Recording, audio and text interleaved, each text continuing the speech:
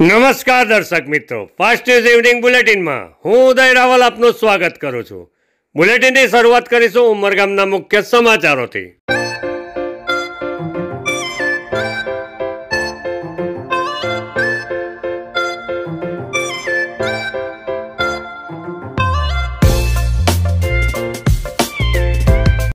ઉમરગામ તાલુકાના સરીગામ ઇન્ડસ્ટ્રીયલ એરિયાને ભીલાડ સાથે જોડતા બાયપાસ માર્ગની બદથી બદતર હાલત જોવા મળી રહી છે। માર્ગ પરથી પસાર થતા વાહન ચાલકો 18મી સદીના ધૂળિયા માર્ગ પરથી પસાર થતા હોય એવી અનુભૂતિ કરી રહ્યા છે। સરીગામ બાયપાસ માર્ગ પરથી રોજ સેંકડોની સંખ્યામાં વાહનો પસાર થતા જોવા મળે છે। બિસ્માર્ક માર્ગને કારણે વાહન ચાલકો ત્રાહિમામ પોકારી રહ્યા છે। માર્ગના નવીનીકરણની કામગીરી સત્વરે હાથ ધરાય એવી સ્થાનિકો માંગ કરી રહ્યા છે।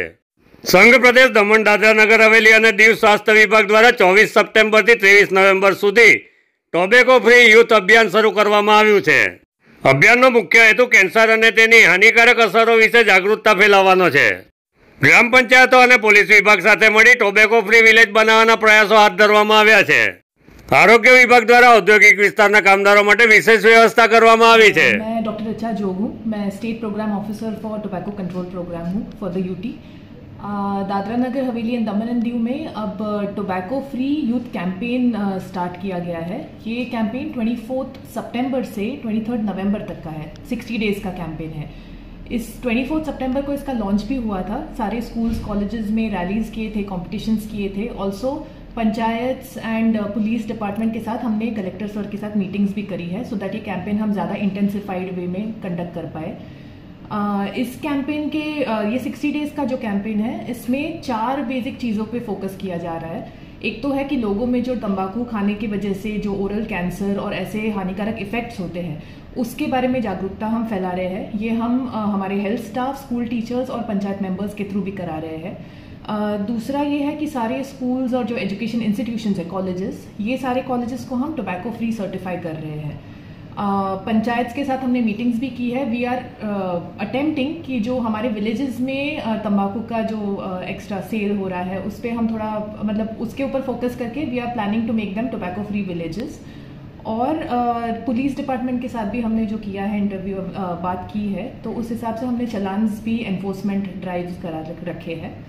ऑल्सो इसके साथ हम सोशल मीडिया कैंपेन जैसे फेसबुक, ट्विटर, इंस्टाग्राम, इस पे हमने हमारा हैंडल बनाया है और सारे public active aware, because public आजकल मोस्टली सोशल मीडिया पे होती है, so we are spreading awareness through that channel. Industries में हमारी एक वैन है श्रमयोगी स्वास्थ्य सेवा, तो इसमें हमारे जो मेडिकल ऑफिसर्स हैं और जो ANMs होती है, हम सारे पूरे दमन में सारे जो मेजर इंडस्ट्रीज़ है PHC वाइज हमने उनको डिवाइड कर रखा है। तो ये जो वहाँ पे इंडस्ट्रीज़ में पहले ही बात कर रखते हैं और सारे जो एम्प्लॉयज़ हैं उनको एक अवेयरनेस सेंसिटाइजेशन कराते हैं कि ये सब टोबैको खाना अच्छी बात नहीं होती है। ऑल्सो हमारी जो काउंसलर्स होती है वो भी एक तरह से they are helping out, TeleMANAS teams है हमारी, तो वो सारी चीज़ें they are trying to create awareness in industries also. लोगों को यही कहना है कि बेसिकली जो टोबैको है वो बहुत ही हार्मफुल चीज़ होती है। हम एडवर्टीजमेंट भी हर जगह करते ही है कि इससे ओरल कैंसर हो सकता है और दूसरी भी बीमारियां होती है। तो स्मोकिंग, टोबैको सेवन, ये सारे पे फोकस करें और ना इसको नहीं करना चाहिए। દમણ ફાયર વિભાગની ગાડી અકસ્માતનો ભોગ બની હતી। દલવાડાથી નાની દમણ તરફ જઈ રહી હતી તે દરમિયાન સામેથી ડમ્પર આવતા અકસ્માત સર્જાયો હતો। પોલીસ હેડક્વાર્ટર્સની સામે રસ્તાના નવીનીકરણની કામગીરી ચાલી રહી છે, જ્યાં ખોદકામ કરવામાં આવ્યું હતું, પરંતુ બાજુના રસ્તા પરથી વાહનોની અવરજવર ચાલી રહી છે। આ દરમિયાન નાની દમણથી દલવાડા તરફ એક ડમ્પર ચાલક આવી ગયો હતો। અચાનક ડમ્પર સામે આવી જતા ફાયર બ્રાઉઝરના ચાલકે સ્ટેરિંગ પરથી કાબુ ગુમાવ્યો હતો અને ગાડી સીધી નવી બનેલી ગટરની લાઇનના ઢાંકણા તોડી તેમાં ફસાઈ ગઈ હતી।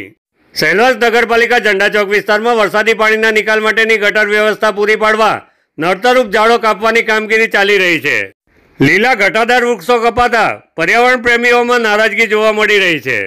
એક પેડ માં કે નામ અંતર્ગત વૃક્ષારોપણને પ્રોત્સાહન આપવા માટેની ઝુંબેશ ચાલી રહી છે, તો બીજી તરફ લીલા ઘટાદાર વૃક્ષ કપાઈ રહ્યા છે।